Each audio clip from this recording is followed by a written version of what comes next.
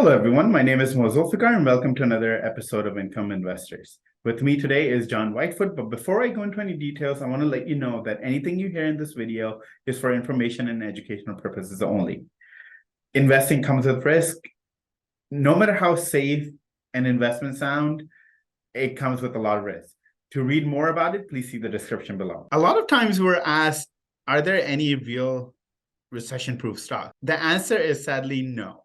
But there are definitely some stocks that are recession resistant and perform very well when the economy is taking a hit. Some of the best recession resistant stocks are usually referred to as sin stocks. These are companies that operate in what some would consider unethical companies that are involved in making alcohols, tobacco, selling tobacco, gambling, arm manufacturers, and so on and so forth. So the stock we're going to be talking about today is called Universal Corp, and we understand that it won't appeal to everyone, but this company could provide decent income over time. John? Yeah, thanks, Mo. Universal Corp, yeah, they're actually a really good sin stock, especially for those who don't want to invest in a pure play sin stock and get their hands dirty. Universal Corp, its name is pretty generic, so you wouldn't get a feel for what it actually does. But it's based in Richmond, Virginia, which should give you a bit of an indicator as to what it does. It's actually the world's leading global supplier of tobacco, with operations in more than 30 countries spanning 5 continents. The company also provides agronomy support, research, and financing to tobacco farmers. But it's important to note that it does not actually manufacture tobacco products. It's the go-between operator between growers and tobacco companies. The company procures, grows, processes, packs, stores, and ships leaf tobacco, burley, oriental tobaccos that are used mainly in the manufacturers of cigars, cigarettes, natural wrapped cigars and cigarillos, smokeless and pipe tobacco products. Every year, the global tobacco industry produces, I think it's somewhere like 5.3 trillion cigarettes. Of that number, less than 5% are sold in the US. That's why you probably won't be familiar with all of Universal Corp's customers. But you'll be familiar with like many of them, and they include some of the biggest names in the tobacco industry, which is Altria, British American Tobacco, Philip Morris, China Tobacco International, and Japan Tobacco Inc. And more than 2/3 of Universal's tobacco sales are to customers with major positions in the respective markets and long-standing relationships with the company. And John, let me ask this. There's this trend where fewer people are smoking these days. Should we be concerned about Universal Corp if that's the trend going forward? And tell me a little bit more about what's your take on here. Yeah, there's more to Universal than just tobacco, which is a good thing since, like you said, more and more people are shunning cigarettes, cigars, and pipes. That's why the company explores opportunity outside its leaf tobacco business. In 2020, it completed the acquisition of Fruit Smart, an independent specialty fruit and vegetable ingredient processor.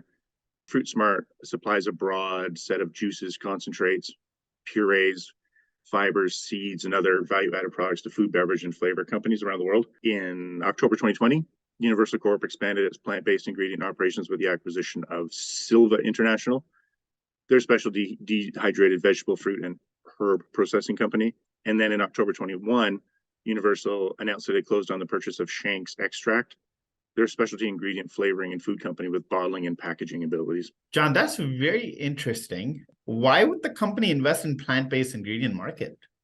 That's a good question. The competitive landscape is actually highly fragmented, with 73% of the market spread across companies with less than a 3% share. In the US alone, there are 30,000 food processing facilities owned by 26,000 companies. What people probably don't know is that fruit and vegetables account for about 10% of the total US food processing industry, implying that there are thousands of facilities and competitors. With a huge international presence that Universal has, and massive customer base, infrastructure already in place, and expertise, it has strategies for business growth that smaller players simply can't touch and simply don't have. That is very good to know. Now, let's talk about their financials. How did Universal Corp do in its most recent quarter? Again, thanks to strong demand for leaf tobacco and global undersupply position and growing demand in its plant-based ingredient business, it continues to report really strong financial results. So for the third quarter, ended December 31st, 2022, the company announced that revenue soared 22% to $795 million. Third quarter net income was up almost 20% at $41.7 million, or $1.67 per share. Operating income, meanwhile, jumped 23.5% $77.5 million. Year-to-date results were equally as impressive, with revenue increasing 29% to $1.9 billion. Year-to-date net income was up 15.5% at $70.3 million or $2.82 per share, and operating income increased 25% to $128.7 million, while adjusted operating income grew 10% to $128.7 million as well. Impressive results. And considering, we were earlier talking about recession resistance business, Universal Corp, as there was the economy started to slow down a bit in 2022. So Universal Corp is showing some resilience for sure. Now let's talk about their dividends. What's happening there? Strong, reliable cash flow helps Universal maintain one of the most enviable dividend plans on Wall Street. Frankly, most people haven't heard of Universal Corp, but the fact is they've raised their annual dividend for 52 consecutive years. In May 2022, it raised its quarterly dividend to 79 cents per share, or $3.16 on an annual basis. With UVV stock trading at around $52.20 per share, that works out to an annual yield of 6%. Again, it's raised its dividend every year since 1971, and it's maintained that payout level of 79 cents for the last 4 quarters. Should the company want to raise its dividend for a 53rd consecutive year, it will most likely announce that in the next couple of weeks. And there's every reason to believe that Universal will extend its dividend streak to 52 years. Back in May, the company's CEO said, and I quote, "Increasing our dividend remains a key tenet of our capital allocation strategy." So we know that's coming. That's good to know. How is UVV stock has done over the last month, 6 months, and in the year? Despite the fact that it reported strong third quarter results, which included revenue growth of 22% and earnings per share growth of 19%, its stock has been experiencing some volatility. It's down 3% over the last month, 4% over the last 6 months, and down 10% year over year.